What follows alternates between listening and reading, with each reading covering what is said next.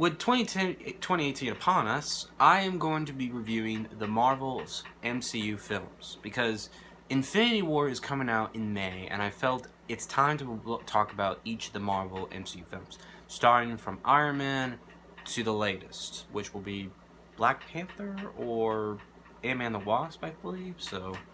But I'm going to be doing a series of reviews called The Road to Infinity War. And basically, it's just my thoughts on each of the Marvel MCU films from leading up to Infinity War and such. So with that in mind, let's start with the very first one to start off, and that was Iron Man. Iron Man came out in 2008, and I was like 13 or 14 years old when that was coming out. And Iron Man for me was fantastic. I just watched it last night, and it is still a solid, good film, by all means. For those who don't know, Iron Man is the story about billionaire playboy Tony Stark. He's a genius, he's a playboy, and he creates weapons. And pretty much he gets himself captured by this group called the Ten Rings while in Afghanistan testing out his new weapon. And pretty much needs to escape or else they're going to kill him and such. He creates a suit of armor with the help of this friend named Yinsen. And pretty much Tony escapes and comes back home to right his wrongs. And creates the suit of armor known as Iron Man, his suit to stop all the trouble he's caused in the past. Iron Man is still a great film by all means. I've not been a big Iron Man fan. I'm more of a Captain America fan, if you don't know for sure. And I really did enjoy the first Iron Man very much so. One of the best things I could say about this film is the performance of Robert Downey Jr. He just gets this character wonderfully. Anytime that man is on screen, it is solid.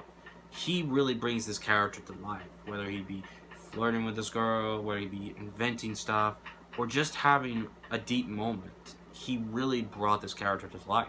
You know, Robert Downey Jr. in the past wasn't doing very well for himself at times. I heard he was, got arrested a few times, the drugs, and some of his films weren't as good. But, his life got turned around, and he's been doing pretty damn well ever since. He's been on the other Marvel films, and, he's been continuing as an actor and improving on his personal life. And he's just done a solid job. And his performance in this film is really great. As Tony starts out, like I said, being a playboy, the genius, and the inventor as he is. And then completely comes back home because he sees that what his weapons have been doing and needs to fix what he's done and such. And, he just delivers on such a great performance that I really can't say enough about. Gwyneth Paltrow appears in the film as Pepper Potts, and she is just phenomenal. She keeps Tony in check. She knows his character for so long. And, the chemistry between the two was really good. She's not used to him opening up like this. This is something completely different and all that. And, I really did enjoy the performance in that. Terrence Howard plays Rhodey in the film. Now, don't get me wrong, Don Cheadle's been a great Rhodey in the rest of the other Marvel films, but I really did enjoy Terrence Howard. He just really brought that character to life for me. He's someone who's been he's working in the military business. He is Tony's best friend and such, and I really did enjoy his performance in the film very much so. And I wished he would have stayed around longer, but Don Cheadle has been a very good Rhodey ever since too. So. But behind having a great protagonist, as Tony Stark is, we need a good antagonist. And that comes in the form of Obadiah Stane, played by Jeff Bridges. Obadiah, for me, was pretty awesome. He was a businessman who, he took on the reins of Stark Industries for a while until Tony came back. He ordered Tony to be captured. He pretty much learns that Tony has a suit of armor. He wants to make a weapon out of it and such, and he's the one who kind of filed for Tony to be off the board for Stark Industries and such. So Obadiah was very manipulative. He was very resourceful, but yet he was doing things for his own personal gain because this is what he started. He's done it all since before Tony getting the reins back to the company and such. So, and I really did enjoy his performance and such, and he just brought that character to life and all. Now, another thing I loved most about this film was the design to the Iron Man armor. The Mark I was fantastic looking. They really made it look like he made it out of the cave. The Mark II was more for testing purposes, but the Mark III is one of my personal favorites because the Mark III is the result, and the look to the hot rod red and the gold on that armor just looked fantastic. It was so awesome to see the Iron Man armor being brought to life for the first time on the big screen.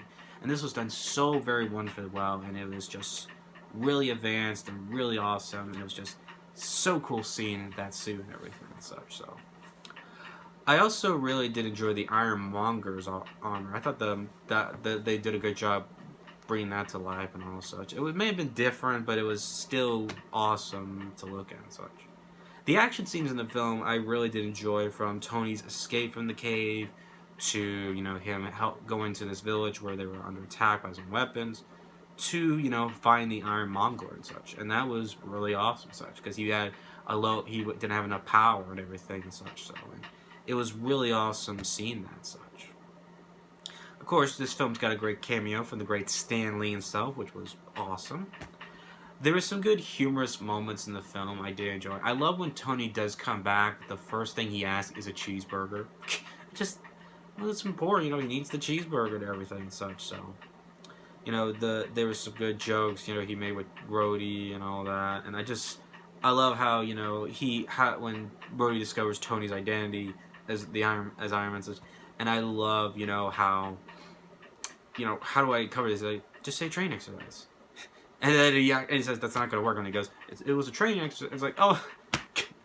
So, there were some really good deep moments in this film, like when you see Tony needing Pepper to go to his office to hack into his computer because, you know, something's up with Obadiah and all that. And I really loved, you know, that scene a lot because, you know, he feels like I'm still alive for a reason. I'm back. You know, he has to right his wrongs because he's made mistakes and everything. And I love that a lot about Tony because, you know, so he's made quite a bit of mistakes, but he's come back. He's trying to right his wrongs, and it was just a very good scene I really did enjoy. And, you know, Pepper is someone who he really needs. She's someone who he's had for a while. She's cared for him, and they've known each other for a long time. And I really did enjoy that a lot. So, yeah, this film's had a good story, good cast, good action, good humor. It's a good Stan Lee cameo. It was a solid, good film. This is a fantastic film to watch over and over again.